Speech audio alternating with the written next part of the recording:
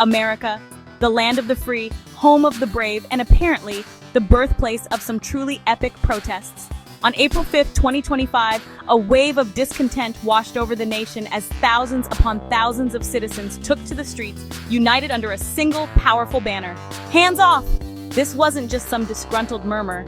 It was a full-blown, cacophonous roar echoing from coast to coast. From the heart of Washington, D.C. to the bustling avenues of New York City, the message was clear. Americans were fed up. They were tired of the policies, tired of the rhetoric, and most definitely tired of the constant Twitter tirades.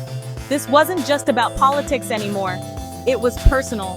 And who better to be at the receiving end of this collective exasperation than former President Donald Trump, back in the White House, thanks to some truly baffling electoral shenanigans, and his trusty sidekick Elon Musk, now sporting the snazzy title of head of the Department of Government Efficiency, Doge, because of course.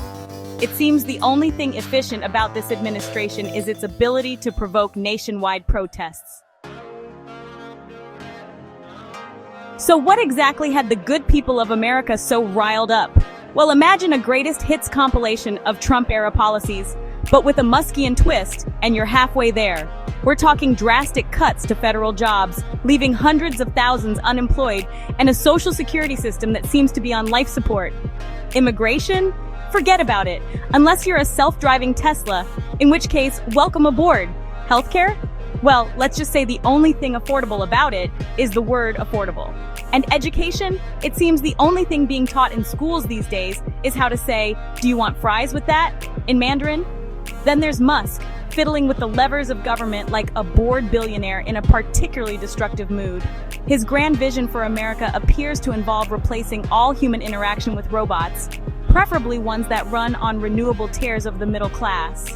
It's enough to make you wonder if the man's ever actually met a human being he didn't immediately want to replace with an algorithm.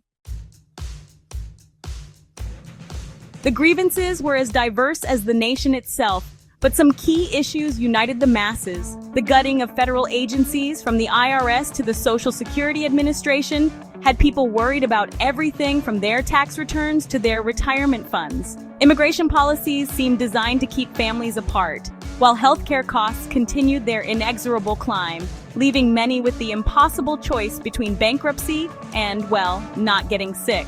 The protests weren't confined to the usual suspects like Washington, D.C. and New York City, though they certainly drew massive crowds.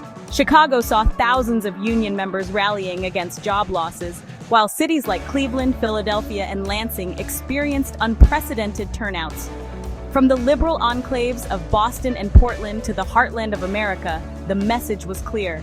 This wasn't a partisan issue. It was about fundamental rights and the future of the nation.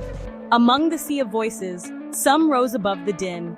Reverend Jamie Raskin, a man who could give a stirring speech about the Constitution in his sleep, reminded everyone that the fight for democracy is a marathon, not a sprint.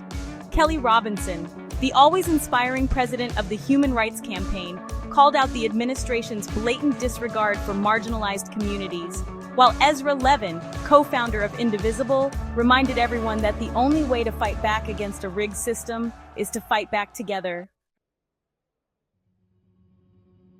The White House, in its infinite wisdom, responded to the nationwide protests with the grace and eloquence of a toddler throwing a tantrum. Denials, accusations, and a healthy dose of fake news were the order of the day, leaving many wondering if anyone in the administration had actually bothered to step outside and, talk to the people they supposedly represent. So what does it all mean? Is America on the brink of another civil war, this time fought over tax brackets and the right to affordable health care? Or is this just another blip in the tumultuous timeline of American democracy, a temporary outburst of frustration that will eventually fade away? Only time will tell. But one thing is for sure, the hands off. Protests were a stark reminder that the American people, for all their flaws and foibles, still believe in something bigger than themselves. They believe in a government that works for them, not against them. They believe in a future where everyone has a chance to succeed, not just the privileged few. And they're not afraid to raise their voices to make sure that future becomes a reality.